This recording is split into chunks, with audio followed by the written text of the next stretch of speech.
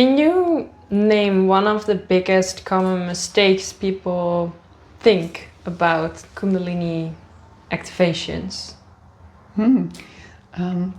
Okay, there's a couple of mess-ups that people think, okay, when your Kundalini is on, you're done, and now it's only glitter, fairy tales, and unicorns, while really awakening Kundalini and consciousness is an ongoing process. It's always evolving. There's not an end point. But it gets better, but it also the more truthful you can look into the world and into yourself, you also get the hard stuff, right? So the work is holistic, and it's not only glitters and love and light, but if we want to heal and we want to become whole, we also need to address the dark parts and take them as a whole. That is a thing. Then sometimes people think it's really dangerous. People come to me and say, but I've heard that Kundalini is dangerous. Is that true? Now you have to understand again, I'm going to try to do this in a nutshell, that we are all born with the potential of awakening Kundalini. This is a natural part of our being, even though we don't learn about that in the West when we grow up.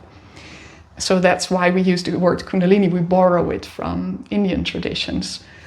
Now, if you are born with something, say you were born with your right arm and your right hand, and you're going to ask, is this dangerous for me to have a right hand?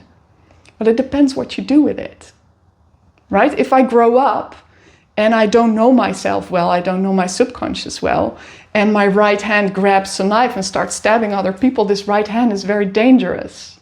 Does that make sense? Right.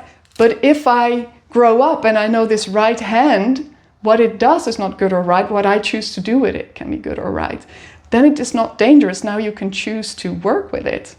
Now Kundalini is energy, and because we don't know so much about it, it becomes very mystic, and people have all these images of snakes, because energy has a twirling way of moving through the body, and then the symbol is a snake.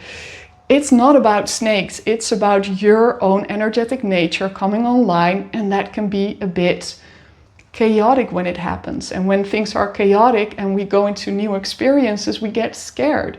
And when we get scared, we try to suppress, and that's where the mind and the holistic system kind of become enemies in a way, and we are not trying to do that. This is why in activation sessions, if you go to a good facilitator, you will awaken on your own pace, unforcedly, and that can only be for you and never against you. So it's actually a really safe way in opening. And if you've had 3 sessions and you feel like, well, this is enough for me for now, you don't have to go to another session. Or maybe sometimes I have people who take a break for 2 years and after 2 years come to a session, feel like I'm ready now to go deeper. And some people decide, this is it, I need to go, and I see them like for 3 months every week.